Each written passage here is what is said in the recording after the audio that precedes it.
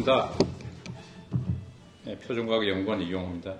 퀀텀 트리라고 하는 제목으로 저희가 모임을 가진 지가 한 3개월 정도 됩니다. 그래서 초중도 중성원자, 포토닉, 그 다음에 그 이온 트랩, 그 국내 이제 분야별 책임자라 그럴까, 한 서너 번 모이면서 이제 어떻게 퀀텀 트리를 우리가 구성을 할 건가 이런 이야기를 좀 진행하고 있고, 좀 트리를 좀 작성하고 있습니다. 아직 완성되지는 않았고요. 이게 계속 트리가 업데이트 될 겁니다. 이를테면 이제 어떤 장치를 개발하는데 어떤 소부장이 필요하고, 그 다음에 각각의 부품에 규격이 어떻게 돼야 되고, 그 다음에 각각의 부품에 국내 메이커 또는 키 플레이어가 누가 되고, 세계 또 메인 플레이어가 어떻게 되고, 이를테면 뭐 100큐빗 시스템을 만드는데 필요한 가격이 얼마 정도 되고, 이런 거에 대한 이제 이 트리를 우리가 만들 거예요. 그래가지고 이제 나중에 계신 분들이 그 사업에 참여할 수 있게끔 하는 그런 트리를 작성하고 있는데, 오늘은 이제 그 시작이 됩니다. 그래서 제가 이제 그 배경 설명을 잠시 설명을 드리고, 제가 메인으로 하고 있는 초중도 양적 컴퓨팅에 관련된 내용들을 한 중반부터 본격적으로 설명을 드리겠습니다.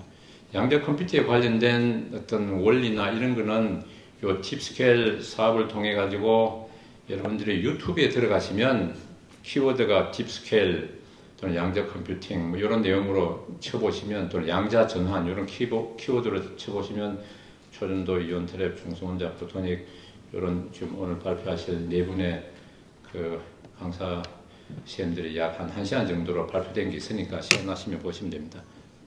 이제 양자 기술 하면 이제 컴퓨팅, 통신, 센싱인데, 현재 이제 컴퓨터가 가장 시장 예측치로는 이제 큰 비중을 차지하고 있고, 향후 한 10년 가까이 되면 한 수십조 원 하드웨어 또는 시스템 소프트웨어의 가격이 시장이 한 수십조 원이 되고, 그거로 따른 또 2차적인 시장 규모까지 치면 한 100배 정도 더 큰 그런 시장이 만들어질 거라고 하는 그런 예측들을 하고 있고요.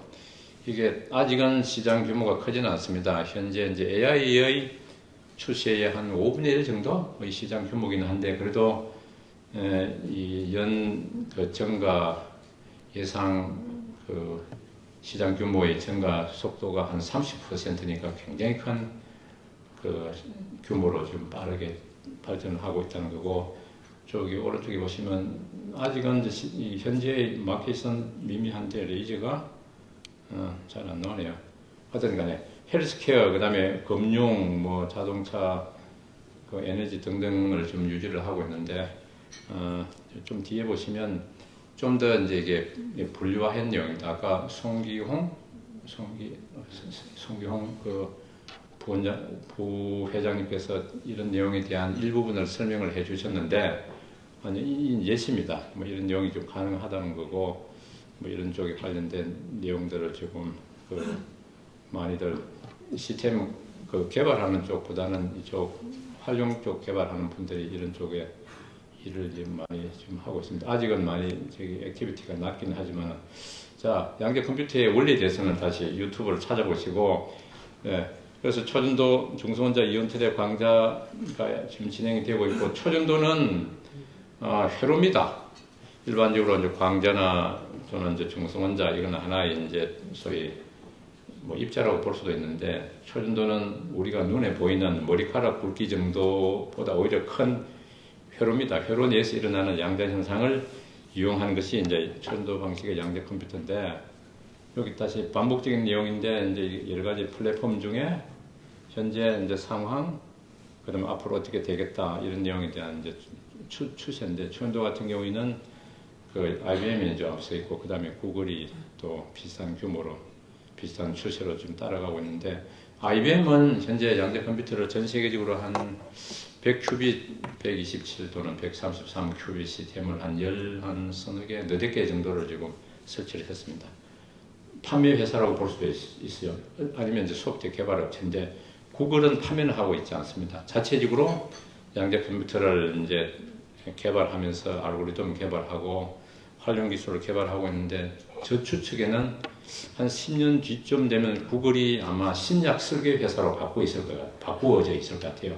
마이크로소프트도 한 10년쯤 지나면 화학, 신소재, 설계 회사로 다 바뀌지는 않지만은 그 회사의 어떤 수익이라 그럴까, 그 활동의, 영업 활동의 상당 부분이 이쪽 양대 컴퓨터를 이용한 이쪽 설계 쪽으로 전환이 되지 않을까 생각을 하고 있고요. 그 다음에 중소원자 같은 경우에는 또 저렇게 큐에라 또는 인플렉키온 정도가 좀 그 개발을 하고 있고, 그 지금 발전이 되고 있는데, 향후 한 5년 정도가 되면 이제 양자 오류 정정이 됩니다. 지금도 오류 정정을 하지 않고 오류 완화의 기술을 가지고 시뮬레이션이라든지 최적화 등등을 하고 있고 어느 정도 유용한 일을 이제 찾고 있는데, 한 몇 년 지나면 오류 정정이 될 거라고 하는 그런 그 전망이 있습니다. 이게 지금 시간이 조금씩 당겨지고 있어요. 아까 거기 시장 규모도 좀 커지고 있는데 그런 게 좀 가수가 되고 있고, 그거에 대한 배경은 기술이 어려운 것도 있지만은 최근에 뭐 AI라든지 이런 주변 기술을 이용을 해가지고 양자 컴퓨터 칩이라든지 어떤 시스템을 설계하는 데라든지 아니면 소프트웨어를 개발한다든지 이런 거에 AI 기법이 동원되면서 시너지 효과가 나는 것 같아요. 요 왼쪽 그림은 시간에 따른 소위 이제 QPU의 이제 규모의 그 증가를 보여주고 있고, 오른쪽은 시간에 따른 이제 그 게이트 하나하나 할 때마다 이제 어느 정도의 오류가 있는지, 그런 이제 시간에 따른 오류의 감소, 그러니까 성능의 개선을 보여주고 있습니다. 그러니까 한 2024년 이 시점에 보면 대부분의 플랫폼들이 오류 정정이 가능한 수준의 어떤 그 성능을 지금 가지고 있다. 양자 컴퓨터는 반드시 오류가 있어야 돼요. 그런데 그 오류를 어떻게 줄일 건가 하는 게 이제 기술 개발의 핵심이 되는데, 현 시점에서는 오류 정정이 가능한 수준으로 게이트의 성능이 좋아지고 있다. 시간이 지나면 저게 더 낮아질 거예요. 낮아지게 되면 예를 들어 100큐빗의 그 오류 없는 논리 큐빗을 만드는 데 필요한 총 물리 큐빗의 수가 줄어들게 됩니다. 그러면 훨씬 더 실용성이 이제 배가가 되겠죠. 이제 제가 하고 싶은 내용은 이제 초전도에 관련된 내용인데, 초전도 양자 컴퓨터의 구성 요소는 이제 이렇게 되어 있습니다. 세부적인 거는 나중에 유튜브를 한번 보시고, 여기 왼쪽에 QPU라고 하는 게 있습니다. 퀀텀 프로세스 유닛인데, 이게 양자역학적인 원리를 이용한 계산을 하게 되는데, 에너지가 굉장히 낮은 상태의 에너지를 다루다 보니까 외부에서 들어가는 열자범, 전자파적인 잡음을 없애기 위해서 이제 극저온 냉동기를 쓰게 됩니다. 극저온 냉동기가 일반인들 입장에서는 영하 절대 0도까지 내려야 되니까 굉장히 공부스러운 일인데, 실질적으로는 저런 장비를 파는 회사가 많이 있습니다. 우리 김치 냉장고처럼 구입해가 그냥 전기 스위치 꽂고 스위치 누르면 하루 저녁에 그냥 절대 0도까지 내려가야 돼요. 우리가 절대 0도를 만들기 위해서 막 낑낑거리고 할 필요가 없는 굉장히 신뢰성 있는 기술이라는 거고, 그 다음에 이제 큐빗을 우리가 0을 만든다, 0과 1의 중첩을 만든다, 또는 1번 큐빗과 2번 큐빗을 그 얽힘을 만들으라고 하는 그런 것들이 전부 고주파 펄스의 에너지로 이제 주고받습니다. 그러다 보니까 오른쪽에 저런 이제 고주파 장치가 필요하게 되고요. 그 다음에 요 냉동기 안에 요 상들리제 모양으로 되어 있는 이게 이제 소위 그 핵심 소부장에 해당이 될 수가 있는데, 이제 외부에서 들어오는 열을 없애기 위해서 열 반사판이 필요하고, 열을 또 반사시키기 위한 검 도금이 된 케이블 등이 필요하고, 판이 필요하고, 그 다음에 큐빗으로부터 큐빗에 들어가는 이제 노이즈를 없애기 위한 필터, 큐빗 출력을 정폭하기 위한 정폭이라든지 정폭기 뭐 이런 여러 가지 이런 내용들이 요 냉각장치 안에 들어가게 됩니다. 그래서 크게 보면 요 냉각장치 안에 들어가는 부품 소부장이 있고요.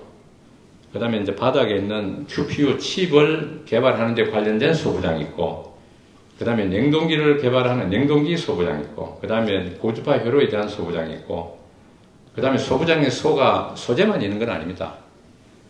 가장 중요한 소프트웨어입니다.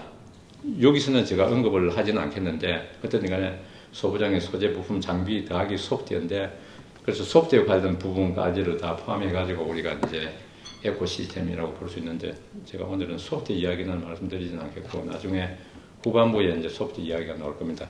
그래서 이걸 다시 정리를 하자면 맨 왼쪽에 이제 소부장이 있고, 아직은 양자 컴퓨터를 팔아서 돈을 버는 업체는 있지는 않은데 소부장을 통해 가지고 돈을 버는 업체는 꽤 많이 있어요. 충분히 지금 기회가 있다는 거고 아직은 기회가 많습니다. 그 다음에 이제 하드웨어 업체, 뭐 이를테면 IBM, 뭐 구글 또는 IQM, 뭐 마이크로소프트 등등인데 마이크로소프트에도 제가 볼 때는 한 10년 뒤면 지금 소재 아까 말씀드렸듯이 화학 설계 회사로 변해있지 않을까 싶긴 한데 이런 이제 하드웨어 만들어 가지고 파는 업체 또는 소프트웨어를 개발하는 업체가 있고 그 다음에 시스템 소프트웨어라면 뭐 가장 쉽게 비유를 하자면 우리 노트북 컴퓨터에 윈도우 오퍼레이팅 시스템이라든지 또는 뭐 그런 관련된 그런 그 시스템 소프트웨어가 되고 어플리케이션 소프트웨어는 이 컴퓨터를 가지고 뭐 물류든 에너지든 또는 이제 환경에 관련된 뭐 신약 개발하는 그런 소프트웨어인데 사실은 저렇게 빨갛게 표시되어 있는 부분이 초기 진입 장벽은 낮습니다. 물론 이제 어느 정도 그 소프트웨어나 아니면 이제 양자 알고리즘에 대한 이해는 있어야 되기는 했지만 많은 벤처 기업들이 참여할 수 있는 대학 수준에서도 또 참여할 수 있는 그런 기회가 있습니다. 맨 오른쪽은 이제 클라우드에 관련된 그런 비즈니스 모델이고요. 그래서 밑에 보시다시피 아직은 산업 초기 단계이기 때문에 기회가 많다는 것을 제가 이제 강조를 드리고 싶고, 이제 좀 더 실물 사진을 보시게 되는데, 이거는 저희들이 지금 개발하고 있는 저희 연구원에 한 4대, 5대 정도가 지금 이제 동시에 좀 테스트하고 있는 장비가 되는데, 20큐비트 시스템이 됩니다. 맨 오른쪽에 이제 장비가 고주파 장비가 되고, 이제 흰 통 모양이 냉각 장치가 됩니다. 통 안에 이제 이런 가운데 금색 또는 구리색 모양의 이제 부품들이 들어가게 되고요. 바닥에 있는 칩이 이런 이제 요 실리콘 웨이프에 만들어가지고 와이 본딩 해가지고 이렇게 좀 장착이 되게 됩니다. 이 칩은 실리콘 웨이프에 이제 기존의 반도체 공정을 이용해서 좀 제작을 하는 그런 상황이 됩니다. 냉동기가 되는데요. 현재는 핀란드의 블루포스라고 하는 회사가 양자 컴퓨팅용 냉동기의 한 90% 정도를 차지하고 있는데, 이제 제너레이션 1 모델인데 이 회사의 어떤 성능이라든지 이런 구성을 보면 굉장히 벌크합니다. 그래서 이거를 우리가 이제 새롭게 혁신하는 그런 게 필요한데, 이를테면 오른쪽에 그 미국의 메이벨이라고 하는 회사에서는 이거를 굉장히 이제 부피를 줄이고 케이블을 플랫 케이블화 해가지고, 이제 이를테면 기존에는 굉장히 많은 부피를 차지하고 있는 것을 부피를 이제 대폭 줄인 그런 게 이제 가능합니다. 저런 게 가능한 이유가 케이블을 이제 기존 방식은 이런 케이블 하나의 굵기가 한 손가락 굵기 되는 거를 토크렌치로 계속 조아야 돼요. 그러니까 공간을 많이 차지하는데 소위 풋프린트를 얼마나 줄일 건가 하는 게 핵심인데, 저 오른쪽에 맨 오른쪽에 IBM 같은 경우에는 케이블을 플랫 케이블화 해가지고 내용을 부피를 확 줄여버렸죠. 저런 게 굉장히 고가의, 실제로 이런 케이블 같은 경우에 하나당 한 수백만 원에서 1000만 원인데 한 10개면 뭐 한 1억 수준이죠. 저 플랫 케이블 저 하나가 폭이 한 10cm 좀 더 되는데 저게 한 억대의 가격입니다. 그 정도로 비쌉니다. 그래서 저게 굉장히 고부가 가치 산업이라고 볼 수도 있고, 케이블만 이게 이 부피를 줄여서 되는 게 아니고 들어가는 이런 뭐 필터라든지 어테뉴에이터라든지 뭐 이런 등등의 내용들도 같이 줄여야 돼요. 그래서 그런 관련된 이제 수동 소자 부품의 이 면적을 어떻게 줄일 건가, 또 나아가서 이제 능동 소자 뭐 앰프라든지 등등의 부피를 어떻게 줄일 건가, 뭐 그런 것도 지금 진행을 해야 되는데, 현재는 그런 일이 아직은 초기입니다. 초기이기 때문에 아직 기회가 많다는 거고, 이제 RF 회로도 지금 요 보시는 게 한 300큐빗 정도에 필요한 RF 회로고, 그 중에 하나가 이제 그 가운데 100큐빗급이라고 치면 1000큐빗급이 되면 이 무대의 반 정도를 차지하게 됩니다. 가격, 부피, 전기 이런 게 문제가 되기 때문에, 그래서 1000큐빗급을 하더라도 저 가운데 100큐빗급의 한 반 정도의 부피를 차지하게끔 하는 일을 지금 이제 해야 됩니다. 그 일이 일부 이제 시작이 돼 있고, 그런 쪽에서도 좀 비즈니스 모델이 많고요. 칩 이야기인데, 뭐 HBM 이야기는 아실 테고, 칩을 얼마나 이게 좁은 면적에 많이 집어넣을 건가. 그래서 이게 3차원으로 이게 인테그레이션 하는 기술이 필요하고, 그 다음에 칩과 칩끼리를 또 이렇게 소위 타일링을 해야 됩니다. 우리가 화장실이나 벽에 타일을 1m짜리로 하지는 않잖아요. 깨지니까 보통 한 30cm짜리를 이렇게 타일링해가 붙이듯이 그런 기술이 이제 오른쪽 밑에 이제 들어가게 되는데 칩과 칩을 초인도 연결을 해가지고 한 몇 개를 한 세트로 하고 그 다음에 그 세트와 세트를 이제 밖에 흰 선처럼 기존에 이제 소위 클래식 컴퓨터 HPC라고 하는 걸 가지고 이제 신호를 주고받게끔 해가지고 이제 서로 이제 많은 큐빗을 서로 이제 연결되게끔 하는 그런 구조들을 하고 있습니다. 어떤 간에 칩 제작하는 것도 여러 중소기업이나 반도체 관련된 기업이 이제 참여할 수가 있고요. 요게 이제 정리된 표가 됩니다. 이거는 계속 이제 저희들이 업그레이드를 해야 될 거고 나중에 이 딥스케일 사업의 이제 결과물로 아마 포샵이 될 것 같기는 한데 이제 인터넷에다가 이거 올릴 겁니다. 그러면 찾아 들어가면 어떤 부품에 관심이 있으면 그 내부적인 디테일을 알 수가 있고 이제 내가 참여하고 싶으면 국내에 누가 주된 연구 개발자고 외국의 메이커는 누가 되고 뭐 단가가 어떻게 되고 그 소위 볼륨이 마켓 볼륨이 어떻게 되고 이런 거를 이제 이해할 수가 있습니다. 그래서 케이블 있고 그 다음에 능동 소자 그 다음에 뭐 차폐 그 다음에 QPU 등등이 이제 이렇게 되는데요. 그 다음에 냉각에 관련된 내용들 그 다음에 QPU를 만드는 데 필요한 저기 정착 장비, 진공 장비 또는 애칭 장비 등등에 관련된 기존의 반도체 장비 만드는 데 필요한 그 장비들이 거의 서일 수가 있는데 일부는 약간은 이제 그 개조가 필요한 게 있어요. 어떤 간에 이제 그런 업체들도 조금 참여가 가능하다는 거고 한예로 우리가 이제 방막 정착할 때 쓰는 그 일렉트론 빔 이베포레이터라고 하는데 그게 비싸지는 아니에요. 한 3억 정도인데 최근에 저희들이 하나 샀는데 그 10억 됩니다.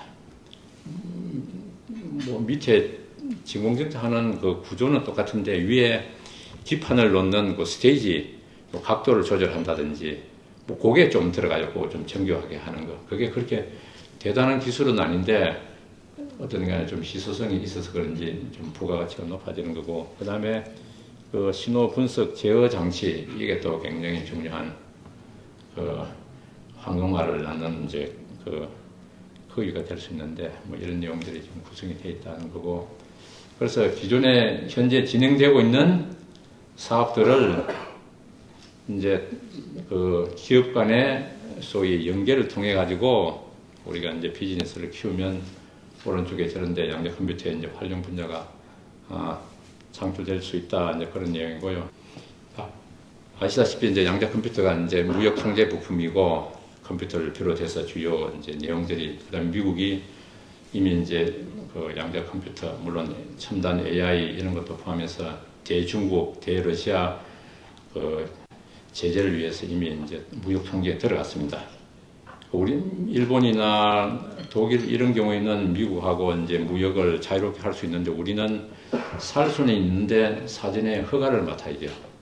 그게 더 강화될 수도 있고 뭐 트럼프 정부가 들어서면서 아니면 이제 완화될 수도 있는데 어쨌든 간에 미국이 유리한 쪽으로 계속 강화가 시작될 거예요. 그러면 우리가 미국에 있는 어떤 중요한 부품, 그게 뭐 레이저가 되든 아니면 어떤 뭐 정폭기가 되든 구입을 하려면 우리가 맞교환을 할 수 있는 기술이 있어야 돼요. 안 그러면 어려워요. 현재 우리가 그 다자간 협의체라고 지금 13번째로 들어갔는데 그 이제 한국 정부 그다음에 미국에 있는 한미 양자기술협력센터장 등등이 이제 노력을 해가지고 들어갔는데 딱히 우리가 기술적으로나 소부장에 있어서 어떤 무기가 있어서 가입된 건 아니에요. 미국이 이제 우방국으로서 많이 도와줬기 때문에 들어갔는데 그런데 저기 들어가 있는 나머지 12개국은 다 하나의 칼날식을 가지고 있어요. 그래서 죄송합니다. 그런 측면에서 우리가 이제 뭔가 소부장이든 아니면 이제 컴퓨터를 어느 정도 선진국 수준으로 개발한 결과를 보여주든 아니면 미국에서 생산하고 있지 않는 어떤 소부장 부품을 가지고 있든 뭔가 기술이든 부품이든 확실한 어떤 포텐셜을 가지고 있으면 저는 회의에 있어서도 발언권이라든지 영향력을 우리가 이제 발휘할 수 있습니다. 그런데 미국이 뭐 모든 부분이 다 그렇겠지만은 설계 능력은 좋은데 최근에 제조 능력은 많이 떨어집니다. 그러다 보니까 이제 초인도 양자 컴퓨팅을 예를 들면 뭐 IBM을 예를 들면 그게 QPU는 자기들이 만들고 냉동기는 핀란드에서 사쓰고 나머지 안에 들어가는 거는 현재 세계 시장에 나와 있는 것 중에 가장 품질 좋은 자기 스펙에 맞는 거를 이제 구입하는 그런 상황인데 그걸 스플라이 할 수 있는 업체는 일본, 뭐 한국, 중국, 유럽인데 유럽은 좀 시간이 느리고 아니면 중국하고 이제 한국 아니 일본하고 한국인데 일본보다는 우리가 좀 빨리 나갈 수 있습니다. 중국이 좋은 스플라이어가 될 수도 있는데 현재 중국을 좀 배제하고 있는 상황이니까 제조 측면에서는 한국한테 굉장히 좋은 기회가 될 수 있습니다. 그걸 이제 제가 강조드리고 싶고 자, 컴퓨터 소부장 소프트웨어인데 아까 그 송 부회장님께서 너무 컴퓨터에 이제 치중이 되어 있고 하드웨어에 소프트웨어에는 별 개발을 투자를 안 한다고 하시는데 실질적으로 투자를 안 하는 건 아니에요. 상대적인 밸런스는 이제 소프트웨어 쪽이 좀 적긴 한데 국내에서는 나름대로 이제 그 개발을 투자를 하고 있고요. 자, 소부장은 말씀드린 대로 그 독립적인 상품화를 통해 가지고 이제 시장 진출할 수 있는 게 있고 글로벌 공급망 가입 그 다음에 한국형 양자 컴퓨터를 개발해 가지고 시스템 상품화하는 거 요 자체도 이제 시장이 있겠지만은 이 세 개 다가 어떤 연관을 가지고 있냐 하면은 국내에서 소부장이 개발이 돼 가지고 뭔가 성능을 개런티하고 양자 컴퓨터에 집어넣어 가지고 성능을 보여줘야 IBM이 이제 그걸 받아들일 거라는 말씀이죠. 그런 측면에서 국내 양자 컴퓨터 시스템이 국내 소부장의 테스트베드 역할을 이제 할 수가 있고 그 다음에 국내에서 우리가 뭔가 개발을 하더라도 다 외국 제품을 사다 쓰다 보면 성능이 최적화가 어렵습니다. 그런 측면에서 국내 양자 컴퓨팅 시스템을 개발해야 된다는 거고 그 다음에 소프트웨어를 개발하기 위해서 현재 대충 분당 한 100만 원 내외의 사용료를 내야 돼요. 분당. 물론 내가 좋은 아이디어가 있어가지고 그걸 양자 이득을 보기 위한 신약 개발하는 일에 바로 투입이 될 수 있으면 1년에 한 10억 정도 내려도 되는데 그렇지 않고 테스트 버전 또는 소프트웨어 테스트 버전 하는데 그런 돈을 이제 중소기업이나 그 개인 차원에서 내는 데는 부담이 많죠. 그런 측면에서는 이제 한국에서 개발된 시스템을 가지고 소프트웨어를 개발하는 게 필요하다는 거고 특히 이제 국방이나 안보는 이제 외국에서 도입된 장비를 가지고 사용할 수 없는 그런 이제 한계가 있습니다.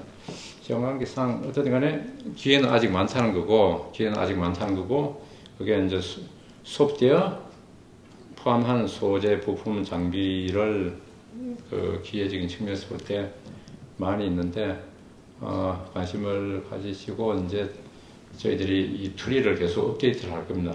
하면 나중에 그 좀 관심 있는 부분이 있으면 그 국산을 하는데 좀 투자든 인풋을 넣으시면 아마 기회가 많이 있을 거라고 생각을 하고 있습니다. 제 발표는 이렇게 하고 그 다음에 이어서 이온 트랩은 이제 김태현 교수님이 지금 미국 출장을 가셔가지고 동영상으로 보여주실 거고 그 다음에 중성원자하고 이제 포토닉 쪽을 이제 발표를 하실 겁니다. 예, 감사합니다. 안녕하세요. 저는 이온트랩 양자 컴퓨팅 사업단장을 맡고 있는 서울대학교 컴퓨터공학부 김태현입니다. 우선 해외 일정과 겹쳐서 직접 참석하지 못하고 이렇게 녹화로 발표를 대신하게 된 점 양해해 주시기 바랍니다. 저는 이번 세션에 다른 연사분들과 유사하게 여러 가지 양자 컴퓨터를 구현하는 방법 중 하나인 이온트랩 기반 양자 컴퓨터 개발에 필요한 다양한 요소 기술들을 정리해 보도록 하겠습니다.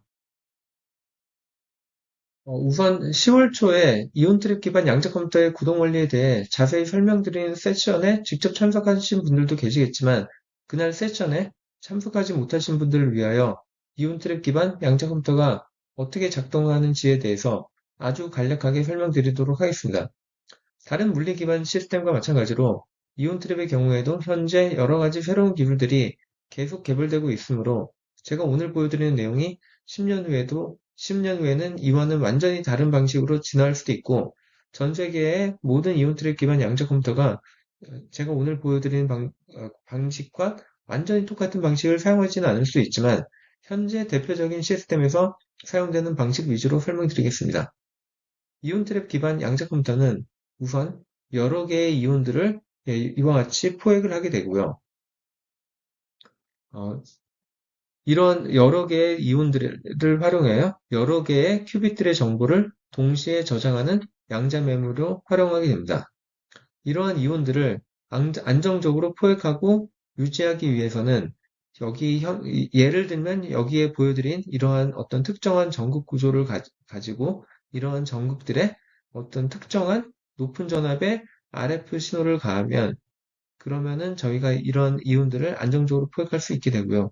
또한 이런 이온들의 위치를 제어하기 위해서 여기에는 표시되지 않았지만 추가적인 전극들을 가하고 이런 전극들에 저희가 원하는 여러 개의 다른 DC 전압을 가하게 됩니다. 이렇게 안정적으로 이온이 포획된 후에는 저희가 실행하고자 하는 양자 알고리즘에 따른 양자 회로가 있으면 그 양자 회로에서 어떤 특정한 큐빗에 그 양자 게이트를 가야 되면 그때마다 거기에 필요한 레이저를 쏴주게 됩니다. 그래서 이러한 과정들을 반복적으로 한 후에는 최종적으로는 각각의 이온들의 어떤 큐빗의 값이 저장되어 있는지를 파악해야 되고 이때는 이러한 측정을 하기 위해서는 저희는 어떤 특정한 조건을 만족하는 레이저를 쏴주게 됩니다. 그러면 여기에 들어있던 마지막 양자 상태들이 붕괴를 하게 돼서 0 또는 1로 결정이 되는데 그 결정된 결과를 알아내는 방법은 각각의 이온들에서 단일 광자가 튀어나오는지 아닌지를 판단하는 방법으로 진행을 하게 됩니다. 그래서 예를 들면 이와 같이 광자가 튀어나오면 첫 번째 큐빅과 네 번째 큐빅은 1로 붕괴가 됐고 두 번째, 세 번째, 다섯 번째는 0으로 붕괴가 됐다는 걸 알 수 있습니다.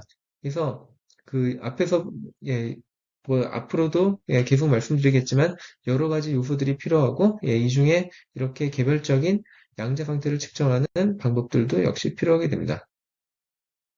그래서 앞에서 설명드린 이온 트랩 기반 양자 컴퓨터를 실제로 구현을 하려면 다음과 같이 여러 가지 컴포넌트들로 나눠서 생각할 수 있습니다. 예를 들면은 일단 저희가 이온을 해야 되는데 그때 이온을 포획하기 위해서는 저희가 정밀한 어떤 특정한 위치에 저희가 원하는 전압들을 가해야 됩니다. 그리고 이런 전압을 가하는 방식도 물론 여러 가지가 개발되어 있는데 제가 오늘 주로 설명드릴 거는 다음과 같이 이온 트랩 칩의 형태를 만들고 여기에 여러 개의 어, 전극들이 있을 때 일부의 전극에는 높은 전압의 RF를 가하기도 하고 많은 여러 개의 전극들에는 저희가 원하는 어떤 DC 전압들을 가하게 됩니다. 그러면 이와 같이 이 칩 위에 여러 개의 이온들이 포획이 되고요. 그 다음에 저희가 여기 포획되어 있는 여러 개의 이온들에 개별적으로 레이저를 전달해야 되기 때문에 개별적인 레이저를 제어할 수 있는 이런 시스템이 필요하게 됩니다. 또한 이러한 이온들의 양자 상태를 저희가 원하지 않는 어떤 노이즈를 피하기 위해서는 높은 진공을 유지하는 체인버를 안에 이러한 이온들을 포획해야 되고요. 이렇게 초고진공의 압력을 유지하는 체인버를 만드는 방법 중에는 최근에는 극저온 체인버를 이용하는 방법도 좀 활용되고 있습니다. 그리고 마지막으로 여기에 저희가 저장되어 있는 최종적인 양자 상태를 측정하기 위해서는 여러 개의 그 이온들에서 튀어나온 광자를 측정할 수 있는 이런 측정 장치가 필요하고요. 그리고 물론 이러한 전체적인 오퍼레이션을 담당할 수 있는 고전 컴퓨터, 고전 전자공학 기반의 컨트롤러라든지 아니면 이런 서비스들을 원격에서 사용할 수 있는 클라우드 시스템이 필요하게 됩니다. 이온 트랩이 다른 시스템들에 비해서 많은 사람들의 관심을 끌고 있는 이유는 다양한 장점들이 존재하기 때문인데요. 우선 몇 가지만 나열을 해보면은 양자 상태가 하나의 그 이온에 저장된 후에 이 양자 상태가 매우 오랜 시간 동안 유지될 수 있다는 것이 이미 실험적으로 검증이 되었습니다. 그래서 1시간 이상 동안 양자 상태가 유지되는 경우도 있고요. 또한 저희가 정확한 양자 연산의 결과를 알기 위해서는 당연히 측정 결과에 대한 오류도 매우 낮아야 되고요. 또한 양자 상태를 처음에 시작할 때 저희가 원하는 상태로 초기화를 시킬 수 있어야 되는데 이러한 측면에서도 다른 시스템들에 비해서 매우 정확도가 높다는 게 이미 알려져 있습니다. 또한 당연히 여러 개의 그 복잡한 알고리즘을 수행하려면 여러 개의 게이트들을 수행을 해야 되는데 각각의 게이트들에서 발생하는 이런 오류들이 매우 적기 때문에 이러한 특성들을 잘 활용하면은 저희는 실제로 하나의 논리적인 큐빗을 구현하는데도 뭐 1000개 정도의 그 정도의 오버헤드가 드는 게 아니라 수십 개 정도로도 충분히 하나의 논리적인 큐빗을 구현할 수 있는 그런 장점을 가지고 있습니다. 그리고 또한 제일 많이 강조되는 특성 중에 하나가 현재까지 나와 있는 여러 가지 상용 시스템 중에서도 복잡한 양자 알고리즘을 실제로 수행했을 때 이온 트랩 기반의 시스템들이 가장 우수한 성능을 보였는데요. 이러한 이유는 현재 그 여러 개의 이러한 큐빗들이 존재할 때 많은 시스템들이 보통은 니어리스트 네이버들끼리만 오퍼레이션이 가능한 경우가 많은데 이온 트랩의 경우에는 임의의 쌍들의 직접적인 연산이 가능하기 때문에 그래서 실질적으로 이러한 복잡한 양자 알고리즘을 수행하는데 필요한 게이트의 개수가 줄어들고 그로 인해서 정확도가 많이 높아진다는 그런 장점이 있습니다. 물론 당연히 이온 트랩도 많은 한계를 가지고 있고요. 예를 들면은 저희는 그 레이저를 이용해서 연산을 하기 때문에 상대적으로 연산 속도가 느리다는 점이나 아니면은 추가적으로 이와 같은 초고진공 환경이 필요하다는 점도 있고요. 또한 마지막으로 하나의 이온 체인 내에 최대로 포획할 수 있는 이온의 개수가 제한이 되어 있다는 단점도 존재합니다. 그래서 말씀드린 하나의 체인 내에 약 100여 개의 이온밖에 포획이 안 된다는 한계점을 극복하기 위해서 다음과 같이 100개 수준의 그런 이온 체인을 여러 개를 동시에 포획할 수 있는 이러한 칩을 만드는 아이디어가 제안이 되었고요. 그리고 이러한 칩들의 여러 개의 체인들을 동시에 포획함으로써 어, 포획하고 필요에 따라 알고리즘에 따라서 만약 여기에 있는 이온과 여기 있는 이온 사이에 어떤 인터랙션이 필요할 때는 이러한 이온들을 직접 그 위치를 옮겨서 새로운 체인을 만드는 방법까지 제안되었습니다. 그래서 이러한 아이디어를 활용하면 뭐 100개 정도의 리밋은 쉽게 극복이 가능한 걸로 잘 알려져 있고요. 그래서 국내에서도 사실 이러한 아이디어들을 직접 구현을 하기 위해서 자체적으로 이미 mem스 공정을 이용해서 이러한 칩을 만들었었고, 그리고 이런 칩을 통해서 40개 이상의 이온들을 동시에 포획할 수 있다는 것도 이미 예전에 보였었고요. 그리고 최근에는 이러한 그 칩의 다양한 성능을 향상하기 위해서 추가적인 공정을 통해서 이렇게 복잡한 형상의 칩들을 만들 수도 있습니다. 그래서 말씀드렸던 이온 트랩의 구성 요소를 기반으로 저희가 좀 더 각각의 컴포넌트들에서 어떤 기술들이 있는지를 살펴보면 다음과 같습니다. 우선 이온 포획을 위해서는 어떤 특정한 전극 구조물이 있어야 되고 이런 전극 구조물에 RF와 그 다음에 여러 개의 다른 DC 전압을 동시에 가해줘야 된다고 말씀드렸는데요. 근데 이러한 전극 구조물을 정밀하게 만들어야 되기 때문에 이런 것들을 정밀하게 만드는데도 여러 가지 어프로치들이 좀 사용되고 있습니다. 뭐 제일 간단하게는 손으로 직접 조립하는 경우도 있긴 하고요. 아니면 뭐 레이저 가공으로 어떤 특정한 전극 구조물을 만든다든지 아니면 3차원 프린팅을 이용하는 방법 아니면은 mem스 공정을 이용해서 칩을 만드는 방법 등 다양한 방법들이 존재합니다.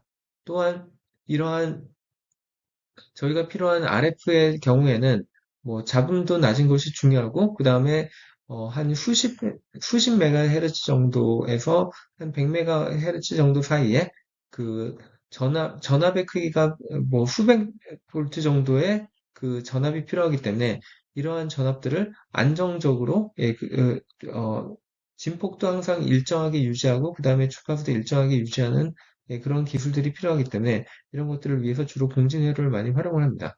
또한 여러 채널의 저잡음, DC 전압도 필요하기 때문에 이런 것들도 만드는 기술들이 자체적으로 많이 개발하고 있습니다. 또한 초고진공 환경을 유지하기 위해서는 이것마저도 여러 가지 방법들이 존재하는데 예, 현재까지 제일 많이 사용하는 방법은 상온 체인버를 만드는 방법이고, 최근에는 극저온 체인버를 활용하는 방법, 그리고 궁극적으로는 이런 체인버를 사용하는 방법들에 대해서도 많은 연구가 진행 중에 있습니다. 또한 이온 큐빗의 양자 상태를 제어하기 위해서는 기본적으로는 저희는 레이저의 여러 가지 특성을 제어해야 되는데요. 뭐 예를 들면은 레이저의 주파수를 되게 안정적으로 유지하고 또한 레이저의 인텐시티도 일정하게 유지해야 됩니다. 또한 그에 더불어서 저희가 원하는 특정한 순간에 특정한 시간만큼 레이저를 켜줘야 되고 그리고 특정한 위치도 항상 조정을 해줘야 되기 때문에 예를 들면 최근에 가장 많이 사용되는 기술은 멀티 채널 AOM이나 아니면은 어, 어, 빔 디플렉터 같은 이런 장비들이 많이 사용됩니다. 또한 이온의 양자 상태를 측정하기 위해서도 개별적인 이온들에서 방출되는 광자들을 구별할 수 있는 기술들이 필요하기 때문에 예, 여러 채널의 PMT를 활용한다든지 아니면 EMCD 또는 저잡음의 CMOS 이미지 센서 등을 활용하는 방법 또한 이런 것들을 저희가 어, 여러 개의 이온들이 붙어 있는 것처럼 보이는데 얘들의 위치에 따라서 각각의 다른 픽셀들로 아니면 다른 검출기들로 매핑해주는 예, 이런 과학 기술들도 동시에 필요하게 됩니다.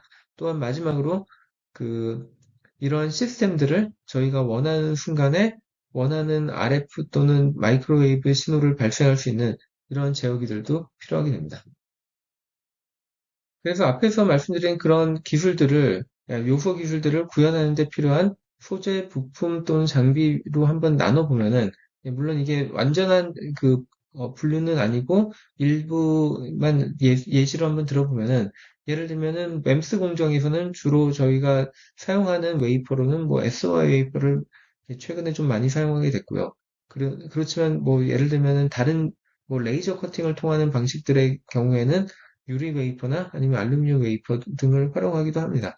또한 이러한 전극 구조를 만들 때 가장 저희가 신경을 쓰는 것은 초고진공 환경에서도 아웃게싱이 낮은 물질들을 주로 사용하게 됩니다. 또한 부품 단위에서는 기본적으로는 저희가 이온 트랩용 칩을 만드는 거는 자체적으로 많이 진행하고 있고요. 그 외에도 고전압의 RF를 어떻게 하면 만들 수 있을지 또는 이러한 초고진공 체인버를 만들 때 여러 가지 진공 부품들이 사용되고 있습니다. 또한 어, 과학적인 레이저들의 특성을 저희가 제어하기 위한 이러한 다양한 모듈레이터들도 있고 또한 어, 좁은 간격에 여러 개의 이온들이 포획되어 있을 때 그, 얘네들의 레이저를 쏜다든지 아니면 여기서 튀어나오는 광자들을 구별해서 저희가 측정을 해야 되기 때문에 이럴 경우에는 고해상도의 주문 제작된 렌즈를 많이 활용합니다. 또한 장비로 보면은 저희가 또 제일 중요하게 여기는 장비는 결국에는 레이저 장비이긴 하고요. 그리고 이런 레이저 장비의 경우에는 저희가 사용하는 어떤 원자의 종류에 따라서 원하는 중심 파장이 다르고 그다음에 원하는 파워가 다르고 또한 원하는 선폭들이 좀 다르긴 합니다. 그래서 몇 가지 경우를 제가 좀 나열을 해놨고요. 또한 앞에서는 PMT를 가지고 양자 상태를 측정할 수도 있지만 또 다른 방법은 EMC 또는 저잡음 CMOS 이미지 센서 기반의 카메라를 활용하는 방법도 있습니다. 그리고 레이저 파장들에 대한 어떤 안정화를 위한 이런 장비들도 필요하고요.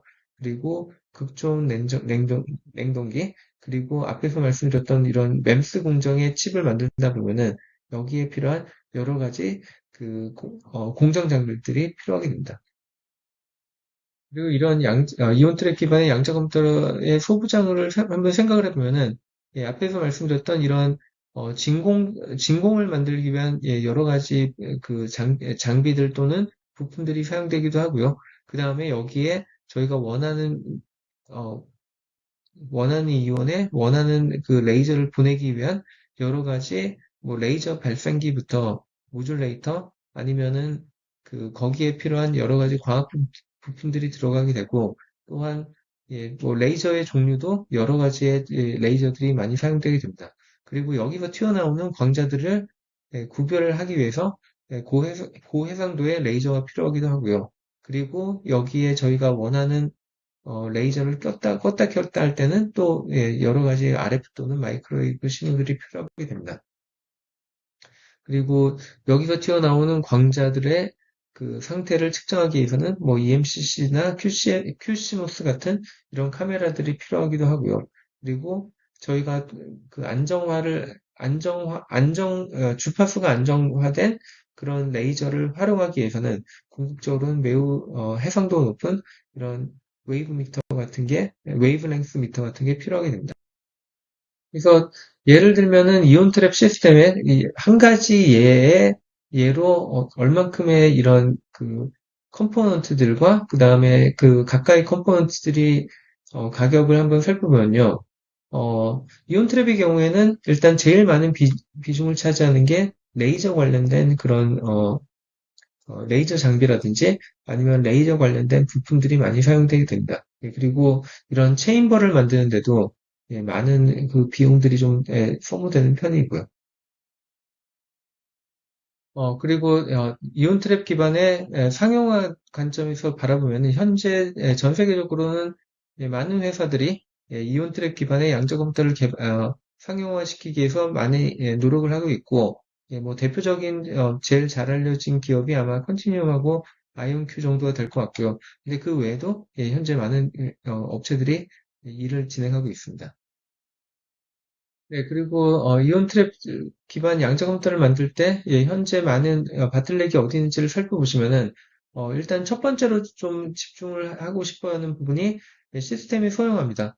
그리고 이럴 경우에는 현재 제일 그 솔루션이 애매한 부분 중에 하나가 진공 체인버가 여전히 벌키한데 이런 것들을 어떻게 하면 소형화를 할 것이고 그리고 그 낮은 압력을 어떻게 하면 빠르게 그리고 더 낮게 도달할 수 있느냐 에 대해서 많은 고민이 필요하고요. 또한 레이저 기술의 소형화 및 모듈화도 필요합니다. 그리고 여기와 결국에는 관련될 수 있는데 개발적인 이온들의 레이저를 조사하는 방식이 아직까지는 여전히 벌크한 되게 큰 그런 광학계들을 활용하고 있는데 이런 것들을 어떻게 하면 소형할 수 있을 것이냐. 마찬가지로 양자 상태를 측정하는 방법도 어떻게 하면 소형할 수 있을 것이냐. 이런 것들이 제일 많은 그 걸림돌이 되고 있습니다. 그래서 한 가지 방법은 이런 것, 여기에 필요한 이런 레이저를 조사하는 방식이라든지 아니면 측정하는 방식들을 하나의 칩에 아예 공정으로 포함시키는 것들도 많이 고민이 되고 있습니다. 또한 다른 시스템들과 마찬가지로 이온 트랩 기반의 양자 우르 정정 기술도 개발을 해야 되고 또한 아까 하나의 칩에 수백 개에서 수천 개까지는 어떻게든 큐빗을 넣을 수 있는데 그럼 그 이후로 확장하려면 어떻게 할 것이냐 결국엔 칩들 간의 인터커넥션 기술도 많이 개발이 되고 있는 상황입니다. 그래서 이온 트랩 기술의 어떤 현황과 전망을 잠깐만 요약을 해드리면요. 해외 업체의 경우에는 제일 대표적인 회사 두 군데가 아이온큐랑 컨티뇽이라고 볼 수 있을 것 같은데요. 아이온큐 같은 경우에는 하나의 코어 내에 있는 여러 개의 큐빗들 간의 올투올 커넥티비티를 최대한 잘 활용해서 양자 연산의 높은 정확도를 달성하고 있고요. 그래서 올해 초 같은 경우에는 이미 아이온큐에서 주로 사용하는 매트릭인 알고리즘 큐빗 관점에서는 36개까지 달성했다고 발표를 하기도 했었고요. 그리고 최근에는 여러 개의 코드들로 이루어져 있을 때 이들 모듈 간의 연결성을 어떻게 할 것인지를 얽힘을 활용해서 하겠다라고 했고, 이거에 대한 어떤 그 1단계의 결과를 최근에 발표하기도 했었습니다.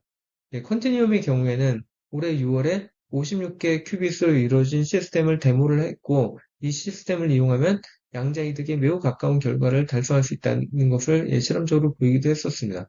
그리고 제일 대표적인 매트릭인 퀀텀 볼륨의 경우에는 컨티니움이 지금 제일 높은 이런 퀀텀 볼륨을 달성한 결과를 가지고 있습니다. 그래서 이온 트랩의 경우에는 다른 시스템들에 비해서 큐빗의 개수가 작아 보일 수는 있겠지만 실질적으로 여러 가지 벤치마킹 측면에서는 사실 뭐 이런 퀀텀 볼륨 같은 경우에는 지금 제일 많은 값을 가지고 있고 그래서 실질적으로 매우 우수한 결과를 보인 사례들이 매우 많이 존재합니다. 그리고 이온 트랩의 경우에도 몇 년 안에는 어떻게든 폴트 털러런트한 로지컬 큐빗을 개발할 수 있을 것으로 지금 다들 예상을 하고 있고요. 그리고 한 2030년 정도에는 로지컬 큐빗의 개수로 칠 때 한 1000개 정도의 로지컬 큐빗으로 이루어진 이런 양자 컴퓨터를 개발할 수 있을 것으로 예상하고 있습니다. 예, 긴 시간 경청해 주셔서 감사드립니다. 예, 안녕하십니까. 저는 카이스트 전기미 전자공학부에서 근무하고 있는 손영익입니다.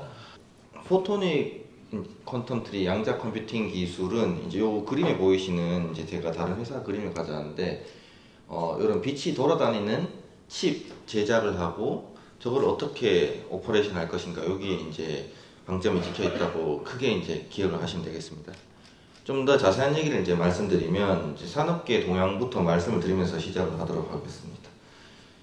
여기 보면 사이퀀텀이라는 회사 자나두 그리고 이제 큐 이거는 이제 칸델라라고 프랑스 회사고 오른쪽 밑에는 튜링 큐라고 해서 이제 중국 상하이에서 만들어진 스타트업입니다.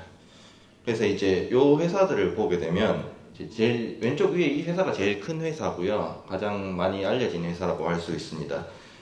좀 더 이제 구체적으로 말씀드리면 여기 가까이 앉으신 분들은 제 T에 여기 적힌 게 보이실 텐데 여기 그리스 문자로 싸이라 그럽니다. 이게 양자역학 슈레딩거 방정식 등장하는 건데 얘랑 이제 사이퀀텀 모양이 같은데 저 회사에 제가 다닐 때 야유회 가서 받은 T를 입고 있습니다. 현재. 그래서 제가 이 회사를 다녔다 이거를 이제 자랑하려고 입고 나왔고요. 이 회사는 아무튼 올해 크게 뉴스가 좀 됐는데 호주가 GDP 얼마 되는지 아시나요? 호주 GDP가 우리나라랑 대동소이합니다.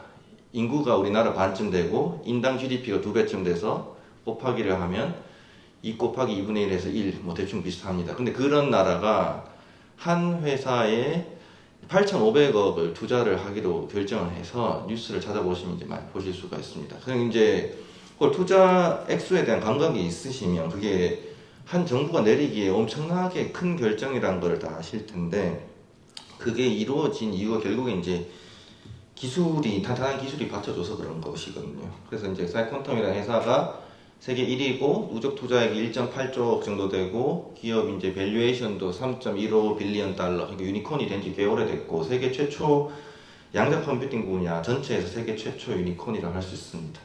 그리고 이제 그 다음에 2등 정도 되는 회사가 2천억 정도를 받은 자나두라고 캐나다 소재 기업인데 여기도 이제 제가 거기 CEO도 만나보고 했는데 나름 탄탄한 기술을 갖고 잘 하고 있고 왼쪽 밑에는 칸델라라는 기업이라서 여기 이제 프랑스 회사인데 조금 이제 이 모든 회사들이 약간씩 다른 특기 기술을 갖고 있습니다. 칸델라는 위에 두 회사가 안 가진 이제 양자점이라는 기술을 좀 갖고 있어가지고 나름 이제 특색 있게 잘 하고 있는 회사고 1,000억 정도 투자를 받았고 여기는 뭐 저하고 이제 협업도 좀 진행하고 있는 그런 회사가 되겠고 오른쪽 밑에 이제 상하이에 있는 대학인 회사인데 여기도 이제 상하이 교통대라고 중국에서 5위 안에 드는 명문대가 있습니다. 예.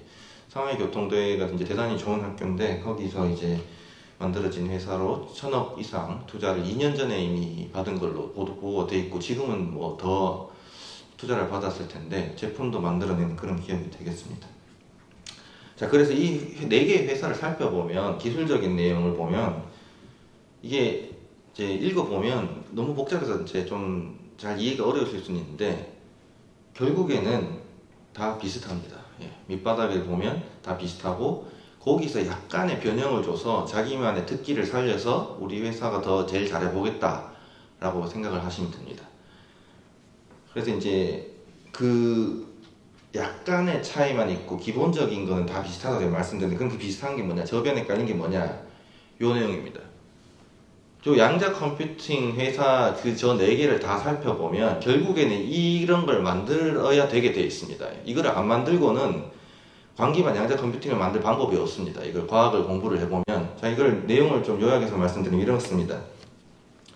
왼쪽에 영어로 퀀텀 서킷이라고 되어 있는 게 여기서 이게 뭐냐 하면 광집적 회로라는 말 혹은 실리콘 포토닉스라는 말로 불리는 그런 기술이 있습니다. 이거는 뭐 양자가 아니라도 실리콘 포토닉스는 다른 데서 널리 쓰이는 걸 이제 다들 아시고 삼성에서도 아시죠? 삼성 파운드리에서 요거를 이제 본격적으로 한다고 대대적으로 올해 보도가 됐고 좀 저변 이제 다른 백그라운드를 많이 갖고 있는 기술인데 그런 칩을 써서 그 위에서 이제 양자 광원, 보통 단일 광자라 하죠. 그거나 아니면 단일 광자랑 비슷한 어떤 것, 그런 것들이 이제 큐빗들이 많이 이렇게 있고요.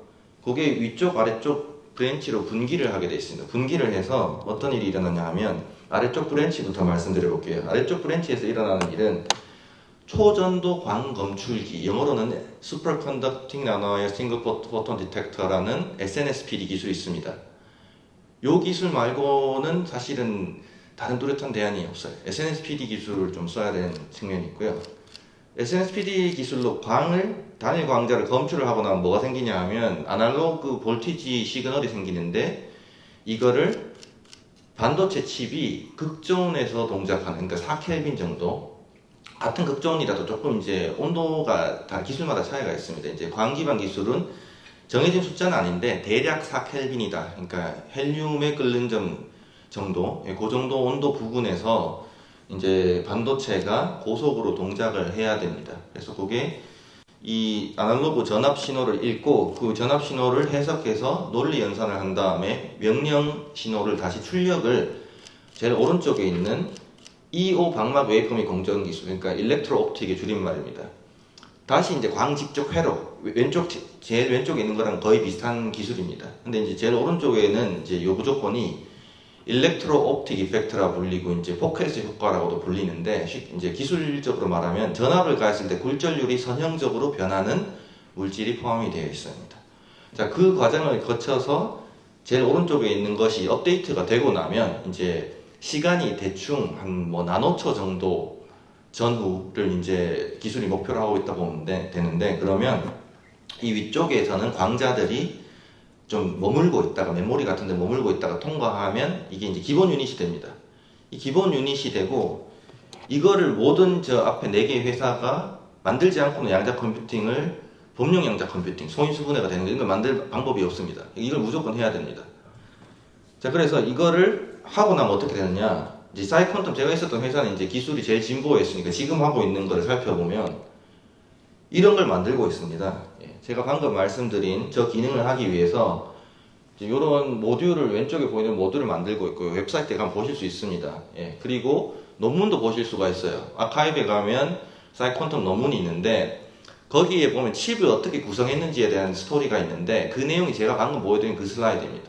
그래서 그걸 같이 맞춰보시면 이게 뭘 하고 있다는 걸 아실 수가 있고, 거기서 더 진보를 하게 되면 이런 왼쪽에 보이신 것 같은 고급 패키징을 한 다음에 그거를 저런 대형 냉각기 19인치 랙 한 2-3개는 들어갈 정도 사이즈의 냉각기에 탑재하게 되고, 저 박스 하나가 논리 큐빗 이제 1-2개를 만들 수 있는 정도라고 보시면 되겠습니다.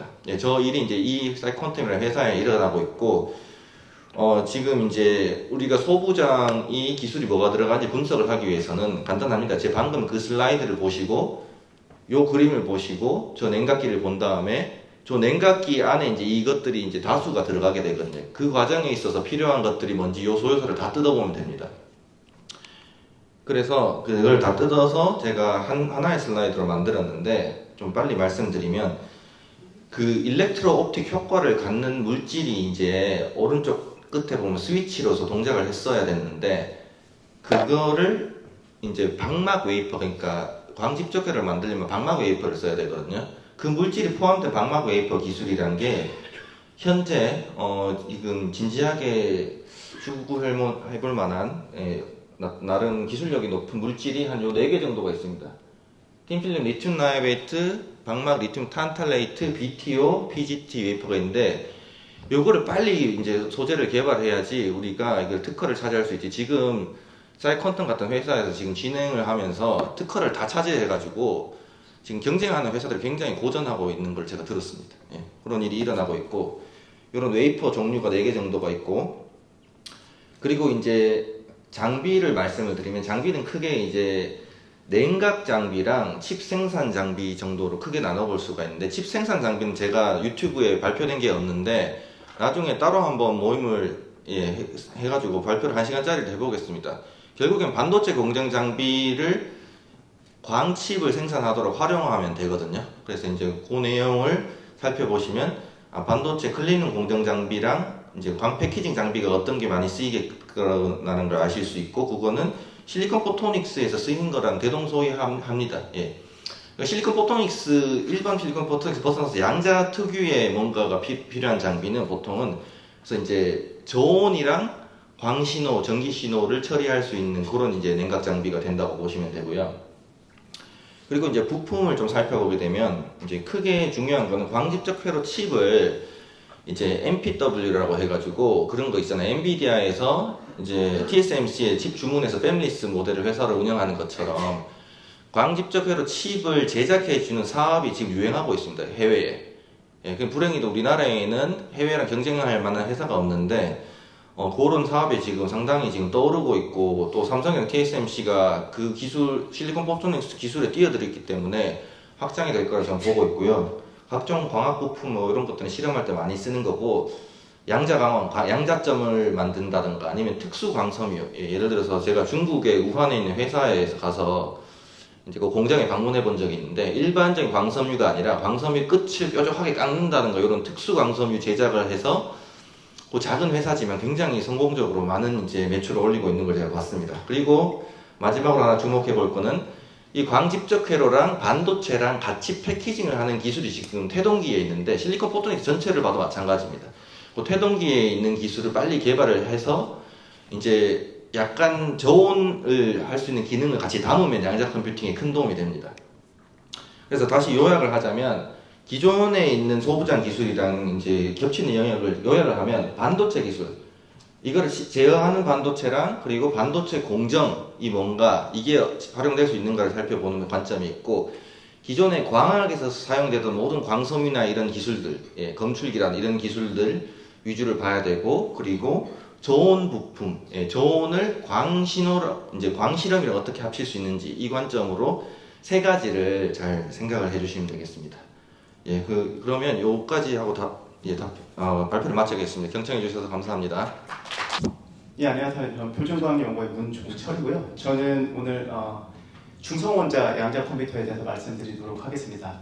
사실 아까 전에 그 수금 부회장님께서 처음에 그 어제 오전에 발표하셨을 때 아마 양자 컴퓨터는 가장 그 오른쪽에 위치해 있었어요. 왜냐하면은 가장 양자 컴퓨터 중에 어떻게 플랫폼 중에 어떻게 보면 막내라고 볼 수가 있습니다. 이제 학계에서 가능성이 검증돼서 이제 막 산업화가 굉장히 이루어지고 있는데, 사실 굉장히 급속하게 이루어지고 있고 1년 전, 2년 전이랑 전혀 상황이 굉장히 급변하고 있고요. 또 2024년에도 굉장히 급변하고 있어가지고 사실은 또 산업적인 매트릭 같은 게 사실 저희가 봤을 때 아웃데이트된 게 굉장히 많아요. 그래서 오늘은 2024년에 어떤 일들이 일어났었는지, 그리고 실제로 앞서서 이영호 단장님께서 전반적인 내용을 말씀해 주셨으니까 저는 중성원자 양자 컴퓨터에 대한 기술적인 거에 대해서 좀 집중해서 말씀드리도록 하겠습니다.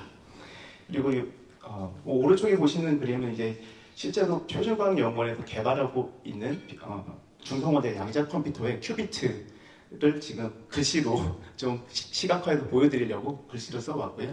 실제로 저 하나하나 원자들이 다 소위 우리가 생각하고 있는 큐비트라고 생각을 하시면 됩니다.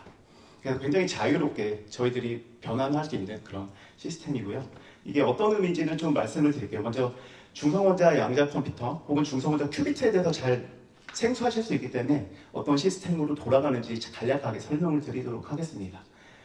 여기 왼쪽에 있는 그림처럼 저희가 중성원자 큐비트라는 것은 중성원자를 일단 저희들이 진공체부 안에다가 잡아서 그러면 이제 단일한 원자를 잡을 수가 있거든요. 그 잡는 방법은 보통은 레이저를 포커스해서 잡습니다. 그럼 초점에 원자가 잡히거든요.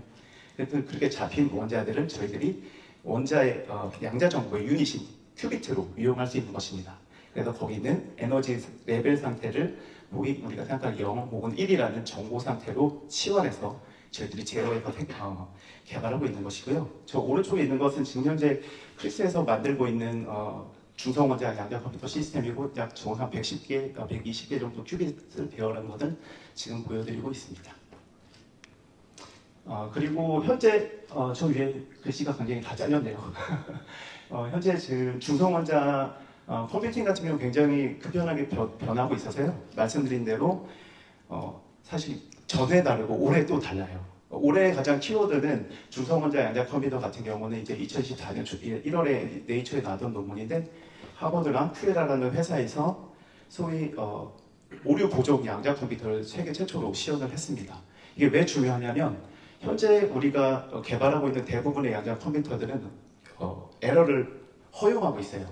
하지만 에러를 사실 허용한다고 하면은 사실 우리가 원하는 예를 들어서 긴 계산을 할 수가 없거든요. 예를 들어서 클래시컬 컴퓨터도 우리가 사용하는 뭐 핸드폰이나 PC도 사실 오류 보정이 다 되고 있는 거거든요. 거기서 막 오류 보정을 빼버린다고 하면 사실 뭐 사용하자마자 거의 다 에러 때문에 다 죽어버릴 거예요, 컴퓨터가. 그런 것처럼 에러 보정이라는 건 굉장히 어떻게 보면 필수적인 시스템인데요. 아직 양자 컴퓨터가 굉장히 태동이기 때문에 그런 오류 보정에 시기까지 건너가야 되는데 아직 거기까지는 못 건너간 상태고요. 하지만 중성원자 컴퓨터의 경우는 이제 요 왼쪽에 있는 그림처럼 2024년 1월에 처음으로 그런 에러 보정을 시연했고요. 그리고 벌써 이제 지난달이네 11월에 이제 보통 마이크로소프트가 이그나이트라는 어떻게 보면은 자신들 자랑하는 그런 컨퍼런스를 여는데 마이크로소프트에서 이제 최초로 퀀텀에 대한 얘기를 하기 시작을 했어요. 그래서 11월에 아톰 컴퓨팅이라는 중성원자 회사랑 MS가 협작을 해갖고 약 20논리 큐빗을 가지고 소위 이제 20논리 큐빗이라고 하는 건 에러가 보정된 큐비트고요. 소위 20논리 큐비트를 만들기 위해서는 우리가 물리적인 큐비트 한 수백 개를 이용해서 실제적으로 20개라는 논리적인 큐비트를 만들게 됩니다. 그래서 그래서 MS와 아톰 컴퓨팅이라는 회사가 합작을 해서 양자 오류 보정을 시연했고 이제 목표는 2025년 말에 이제 세계 최초죠. 논리 에러 보정이 되는 양자 컴퓨터를 서비스하겠다라고 이제 계획을 밝혔습니다. 예, 이렇게 이제 굉장히 빨리 돌아가고 있고요. 그리고 실제로 이제 중성원자 양자 컴퓨터의 특성을 보면은 왼쪽에 보면 큐비트는 저희들 아까 말씀드린 원자를 사용하고요. 그다음에 현재 그 세계에서 돌아가는 글로벌적인 기업들은 뭐 큐에라라든지 인플렉션, 파스칼 뭐 등등 대충 한 10개 정도 회사가 있다고 보시면 될 것 같고요. 국내에서는 회사는 없고 크리스에서 기초적인 현재 연구를 하고 있고요. 그리고 가운데 있는 그림은 이제 실제로 중성원자 컴퓨터가 어떻게 생겼는지 그냥 감을 보여드리기 위해서 보여드리고 있고요. 그래서 장단점이라고 하면은 장점 같은 경우는 중성원자 컴퓨터 같은 경우는 소위 이제 규모 확장성이라고 해가지고 큐빗수를 1000개 아니면 10,000개까지 그렇게 늘리는 게 훨씬 어려운 일이 아닙니다, 현재. 그리고 그다음에 또 다른 것은 뭐 앞서서도 말씀드린 그 컴퓨터 플랫폼을 보면은 패브리케이션에 대해서 굉장히 중요시를 하대요. 근데 중성원자 컴퓨터 같은 경우 이미 큐빗이 자연상에 존재하기 때문에 저희들이 다른 패브리케이션 그런 프로세스는 중요하지 않고요. 이제 다만 단점은 이제 기술적인 여러 가지 이유들 때문에 소위 연산과 연산 사이가 굉장히 길어요. 근데 이건 어떤 기술적인 문제이기 때문에 사실 사람들이 현재 해결하려고 굉장히 많이 노력을 하고 있는 부분입니다. 어떤 펀더멘탈한 리즌 때문에 그런 건 아니고요. 그리고 또 레이저나 광학 안정도 이런 것들이 안정적인 영적 컴퓨터를 위해서 중요한데 현재는 아직 그쪽으로 기술이 발전하지 못했어요. 그래서 사실 여기서 키워드는 거의 레이저와 광학을 어떻게 우리가 잘 제어하느냐가 아마 중성원자 컴퓨터의 소부장에 있어서 가장 중요한 일일 거라고 생각이 됩니다. 그래서 제가 간략하게 정리를 해봤는데요. 시스템 구성도는 소위 이제 QPU, 원자 그 시스템이 있고요. 그것을 제어하는 것들은 모두 레이저와 전자파입니다. 그 외에는 아무것도 없어요. 모든 것은 레이저와 전자파를 이용해서 큐비트를 제어하고 큐비트를 뭐 이동시키거나 이런 일들 모두 다 레이저와 전자파이기 때문에 그 두 개에 대한 소부장이 집중되어 있고요. 그다음에 그걸 측정하는 것은 카메라로 우리가 측정을 합니다. 소위 이제 이미징 센서가 되겠죠. 그리고 이 오른쪽에 있는 시스템 하드웨어, 소프트웨어도 굉장히 중요한 부분이고요. 소부장을 가져와 봤는데요. 중성원자 방식 같은 경우는 왼쪽이 소재고요. 오른쪽이 이제 장비고 아래쪽이 부품입니다.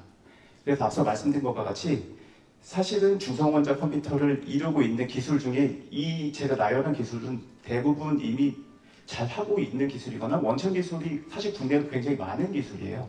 예를 들어서 레이저나 RF 같은 경우도 이미 많이 하고 있는데 다만 수요가 양자 쪽으로 어떻게 응용해야 될지를 모르시는 혹은 거기에 대해서 어떻게 응용해야 될지 모르는 기업들이 많은 것 같아요. 그래서 이런 기회를 통해서 같이 공유를 하고 논의를 했으면 좋을 것 같은데요. 먼저 소재 같은 경우는 저희들이 대부분 뭐 이런 광학 소재나 아니면 큐비트에 들어간 원자, 순수 금속 이런 것들은 어떻게 보면 잘 돼 있고요. 또 한 가지 특별한 것은 그 진공을 획득하기 위한 여러 가지 물질들을 요즘에 이제 많이 만들고 있어요. 왜냐하면은 소형화를 하는 게 중요하기 때문에 예전 같은 펌프 같은 경우 굉장히 큰 시스템을 사용하는데 요즘에 이제 소재, 이렇게 소형화된 소재를 넣으면 그게 굉장히 높은 펌핑 레이스를 일으키는 그런 소재들에 대한 기술도 많이 발전을 하고 있고요. 장비 같은 경우 앞서 말씀드린 것과 같이 대부분이 레이저 혹은 RF 발생기, 그 전자파 발생기 이런 것들이고 사실 저런 기술들은 제가 알기로는 국방이나 이런 곳에서 이미 굉장히 많은 노하우랑 원천 기술이 있는 것으로 알고 있습니다. 그 밖에 이제 부품 같은 경우는 대부분 이제 광학 장비예요. 그래서 뭐 변족이나 아니면 진공 챔버, 주파수 광변족이나 아니면 중요한 게 이제 저희가 큐비트를 측정하는 어떤 측정 광학계 이런 것들이 존재합니다. 그래서 뭐 간략하게 예를 들어서 우리가 1000큐비트짜리 양자 컴퓨터를 만든다고 할 때 대략적으로 어떤 부품이 쓰일까 이거는 사실 그냥 제가 아주 대표적인 것만 나열한 거고요. 그래서 대부분 보시면은 레이저가 대부분이고요. 거기에 들어간 부품들, 즉 변족이나 변족이 드라이버 같은 이런 것들은 다 고주파 산업과 관련돼 있고요. 진공 시스템을 만들거나 아니면 거기에 해당하는 피드백 장비 이런 것도 다 FPGA라든지 아니면 ASIC라든지 주문형 그런 서킷으로 만들 수 있는 다 그런 것도 우리나라에 굉장히 잘하고 있으니까 제 생각에 이쪽으로 전환을 하시면 굉장히 좋은 토픽이 될 것 같아요. 그래서 중성화대 이제 그 양자 컴퓨터 QX 가능 품목을 좀 가져와 봤는데요. 말씀드렸듯이 왼쪽에 AW 장비는 고주파 이미파형 형성기 이것도 역시 국내에 굉장히 원천 기술이 많은 걸로 알고 있고요. 혹은 FPGA나 오른쪽에 광학 장비인데요. 이런 것들은 제가 국산 업체랑도 이렇게 협업을 해본 적이 있기 때문에 어느 정도 레벨이 있는 것은 저희들이 다 알고 있습니다. 다만 아직 이쪽 시장이 열리지 않았기 때문에 아마 그 회사 쪽에서도 어느 정도로 이거를 맞춰줘야 할지 좀 아직 망설이는 부분이 좀 있는 것 같아요. 그리고 핵심 소부장 기술을 보면은 이제 왼쪽이 QPU에 해당하는 기술이고요. 그다음에 왼쪽 중간이 이제 진공과 관련된 기술, 그러니까 소장. 그다음에 저 중간에 있는 게 부품 이제 맨 오른쪽이 장비인데요. 사실 가장 중요한 거는 레이저 장비나 AW 장비 이런 것들이 될 것 같아요.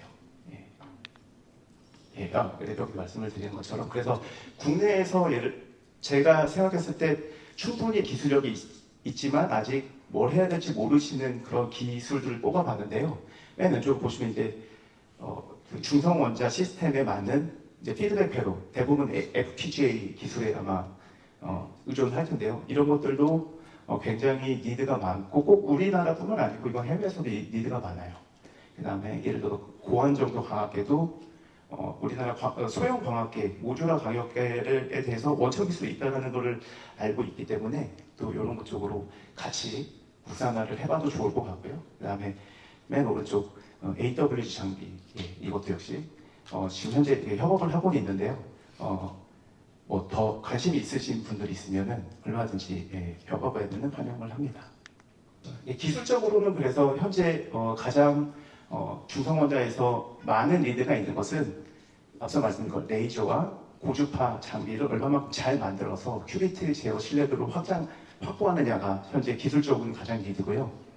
그 다음에 기술적으로는 제가 생각했을 때는 이미 우리가 갖고 있는 기존 원천 기술을 양자 기술에 어떻게 접목을 하느냐 그 시도가 없는 게 좀 저는 안타까워요. 근데 이런 것을 통해서 접목할 수 있는 기회가 많아졌으면 좋겠고요. 아까 그래도 이 아이템들은 앞서 말씀드렸던 제어 기술이나 고도 피드백 회로 같은 거고요. 그래서 중성원자 컴퓨터의 경우는 최종적으로 가고 싶은 것은 소위 이제 오류 정정 양자 컴퓨터. 그래서 사실은 이런 하드웨어를 아무리 잘 만들어도 알고리즘이 부족하면 전혀 소용이 없습니다. 그리고 현재 플랫폼이 굉장히 다양하기 때문에 각각에 맞는 모든 플랫폼이 모든 알고리즘 잘 돌린다는 보장도 없고요. 그래서 동시에 알고리즘이랑 아니면 유저를 향한 소프트웨어 개발도 굉장히 시급합니다. 그래서 그런 특히 이제 중성원자도 마찬가지고요. 그리고 중성원자와의 객체화된 소프트웨어도 역시 같이 개발을 하면 좋은 아이템으로 생각을 하고 있습니다. 예, 그래서 정리를 하자면 중성원 양자 컴퓨터의 경우는 양자 오류 정량이 현재 집중되어 있고요. 앞서 말씀드린 것과 같이 최초로 양자 오류 정량을 시험을 했었고, 그다음에 이제 MS랑 아톰 컴퓨팅이 내년부터는 오류 정량 양자 컴퓨터 상용 컴퓨터를 상용 서비스를 계획한다는 그런 것들이 있습니다. 그리고 비즈니스적으로는 중성원 양자 컴퓨터 최근 급성장하고 있기 때문에 관련 소구장이나 혹은 그 알고리즘에 대해서 관심을 많이 가져주시고 같이 일을 해보면 좋을 것 같습니다. 예, 경청해 주셔서 감사합니다.